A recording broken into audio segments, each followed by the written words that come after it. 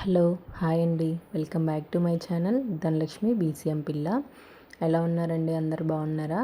బాగుండాలని కోరుకుంటున్నాను. ఇక్కడ మేమైతే మా బాబుకి అక్షరాభ్యాసం చేయిస్తున్నాము.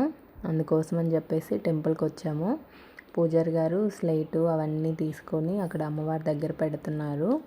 ఇదైతే వెళ్ళే ముందు దీక్షిత్ని రెడీ చేస్తే తను కొంచెం అటు ఇటు తిరుగుతూ ఆడుతున్నాడు అనమాట. అప్పుడు తీసిన వీడియో క్లిప్ ఒకటి యాడ్ చేశాను. ముందు రోజే మేము అయ్యగారిని అడిగాము ఏమేమి కావాలి ఏంటి అని చెప్పారు. లిస్ట్ రాసి అయితే ఇచ్చారనమాట. ఈ వీడియో చూస్తున్న వాళ్ళు ఎవరైనా ఇంకా సబ్స్క్రైబ్ చేసుకోకపోతే సబ్స్క్రైబ్ చేసి బెల్ ఐకాన్ని క్లిక్ చేయండి. మీకు నోటిఫికేషన్ అయితే వస్తుంది వీడియో పెట్టగానే. దయచేసి లైక్ కూడా చేయండి ఫ్రెండ్స్. ఇక్కడైతే అయ్యగారు చెప్పినట్టు అమ్మవారికి ఒక 3 పూలదండలు తీసుకోమని చెప్పారు. పూలదండలు, శారీ, అంటే కొన్ని పలకలు, అంటే స్లేట్స్, బలపాలు, ఆకులు, వక్కలు, తమలపాకులు, సాంబ్రాణి కడ్డీలు, పసుపు, కుంకుమ, అట్లా ఇవన్నీ తీసుకున్నాను. వీడియో అయితే స్కిప్ చేయకుండా చూడండి. దీని కంటిన్యూషన్ పార్ట్ అయితే అక్షరాభ్యాసం ఎట్లా జరిగింది ఏంటి అనేది నేను ఒక షార్ట్ వీడియోలో తర్వాత అప్లోడ్ చేస్తాను, పార్ట్ 2.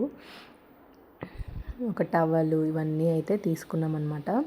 అన్నీ తీసుకొని ఇంకా టెంపుల్కి వెళ్ళాము.